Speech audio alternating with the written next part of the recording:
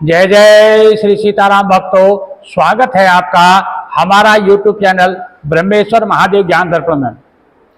भक्तजनों, आज हम चर्चा करने वाले हैं ज्येष्ठ मास कृष्ण पक्ष में आने वाली अमावस्या के बारे में, जो शनैश्चर जयंती के नाम से, जो शनि महाराज की जयंती के नाम से जानी जाती है।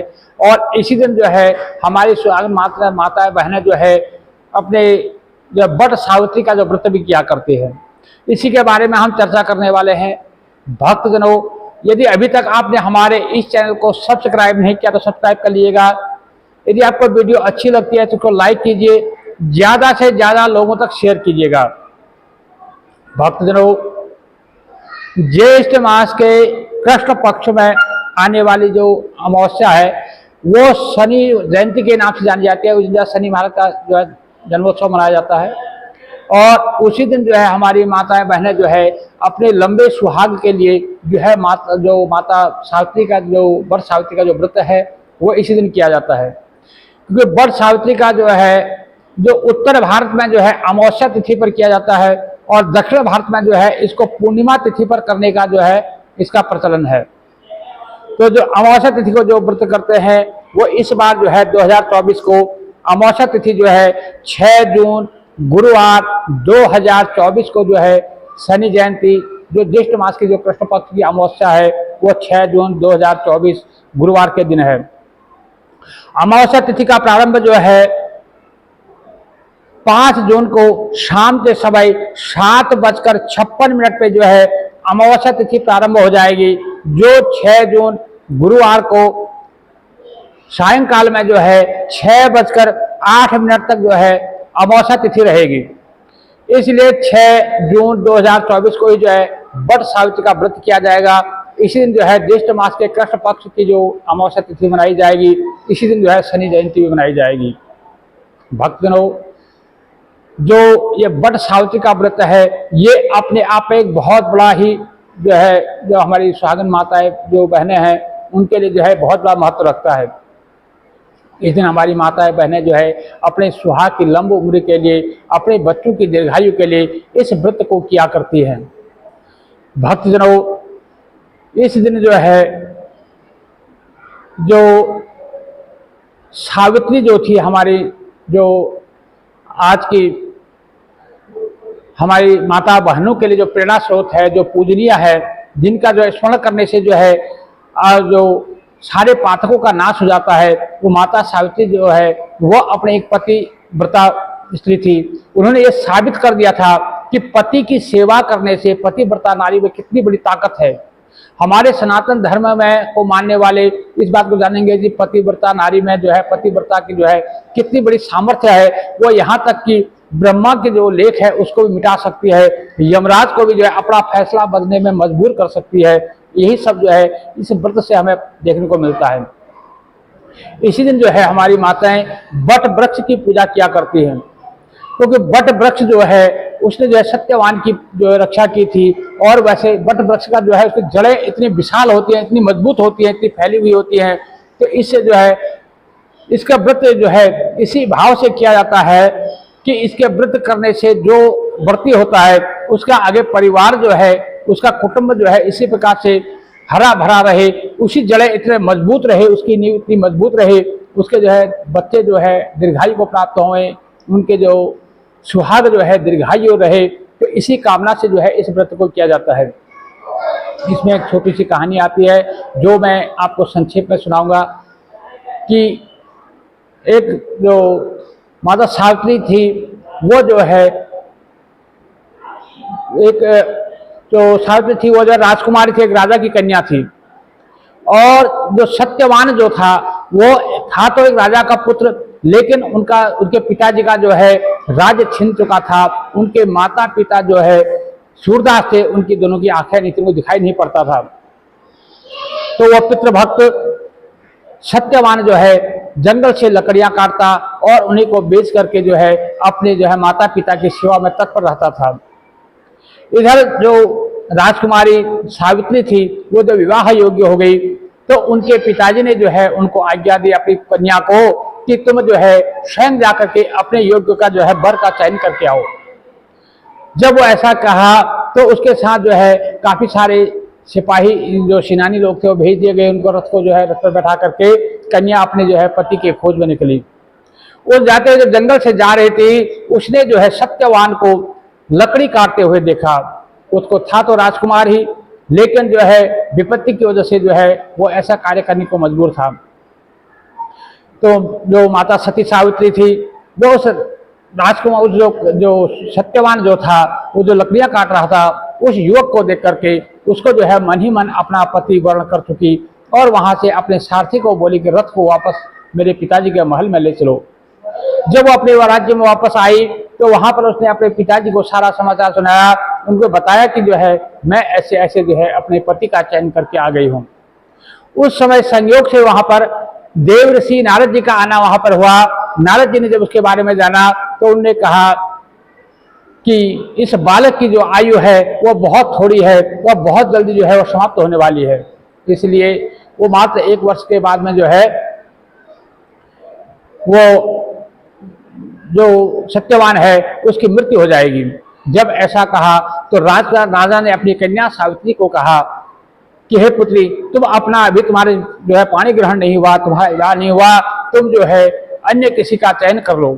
तो माता जो सती सावित्री थी वो कहने लगी कि पिताजी, जो सनातनी जो कन्या होती है, धर्मपरायणा जो पतिव्रता जो नारी होती है, वो एक बार अपने मन में जिसका चयन कर लेती है फिर उसको बदलती नहीं है।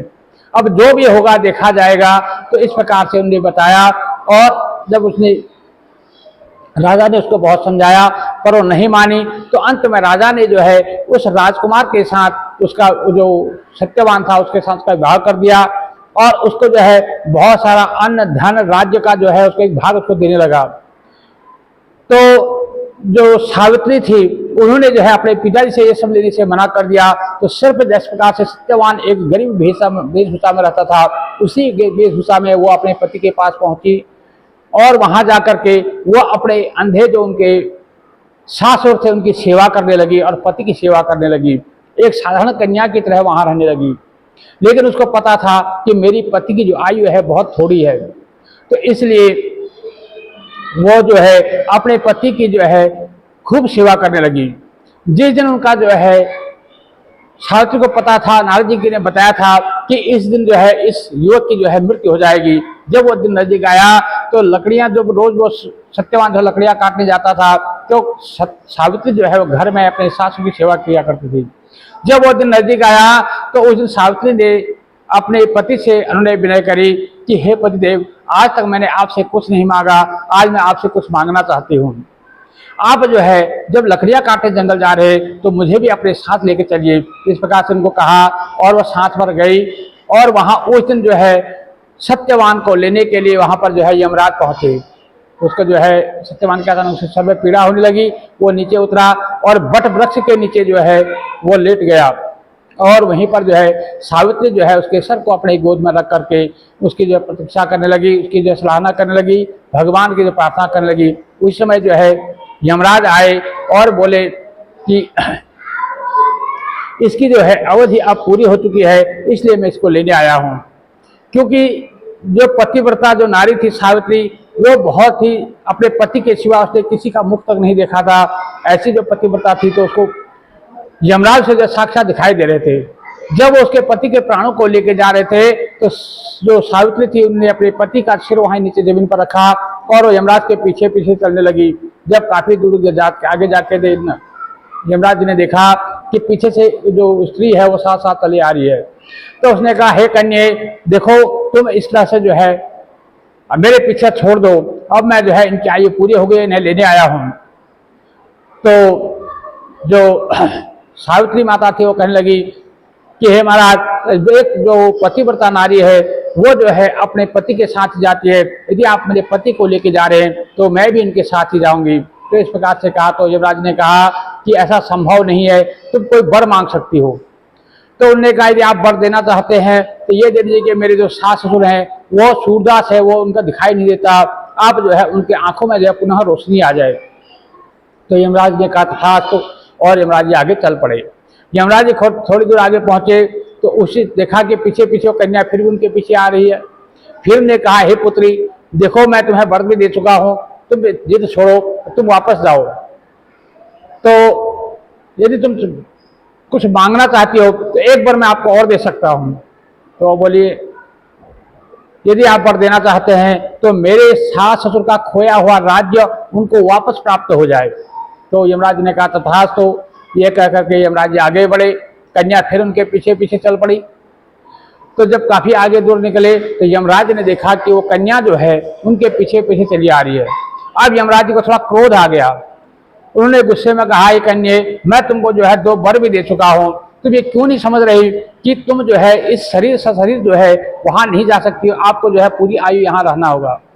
अच्छा चलो एक बार मैं तुमको और दे सकता हूं, जल्दी करो और मुझे मेरा पीछा छोड़ो। तो कन्या बोलने लगी, हे यमराज यदि आप देना ही चाहते हैं मैं इसके बाद कुछ नहीं मांगी, एक बार मुझे और दे दीजिए। तो बोले मांगो। वो बोले कि मेरे जो है 100 पुत्र हो जाएं। तो यमराज जी भी जो है क्रोध में थे, उन्होंने कुछ जांचा परखा नहीं, सोचा समझा नहीं, उन्होंने कह दिया तथास्तु और आगे चल पड़े। और जब देखा कि आगे चल करके सती जो है, सती माता सावित्री जो है उनके पीछे पीछे चली जा रही है, तब जो है यमराज को आप क्रोध का उनका पारावार नहीं रहा। तो उन्होंने कहा कि कन्ये तू मानती क्यों नहीं, तेरे को मैंने इतने वर भी दे दिए, तू कहती कि एक बार और दे दो उसके बाद कुछ नहीं मांगूंगी, तो आप क्यों नहीं पीछा छोड़ रहे हो।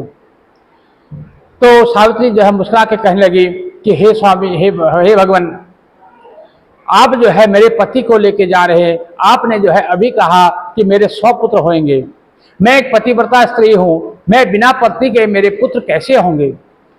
ये सब उसने कहा। तो यमराज जो है अपने ही जाल में फंस गए और वो बहुत मुस्कुराए और उसको शुभ आशीर्वाद दिया और जो है उनके पति सत्यवान को जो है छोड़ दिया। तो इस प्रकार से जो है उनकी लंबी आयु जो है उनके प्रकार से माता सावित्री जो थी उन्होंने अपनी पति प्रेरणा के कारण अपने जो है सास ससुर का खोया हुआ राज्य भी वापस प्राप्त कर लिया, उनकी आंखें भी प्राप्त कर ली और अपने पति को भी जो दीर्घायु बना लिया।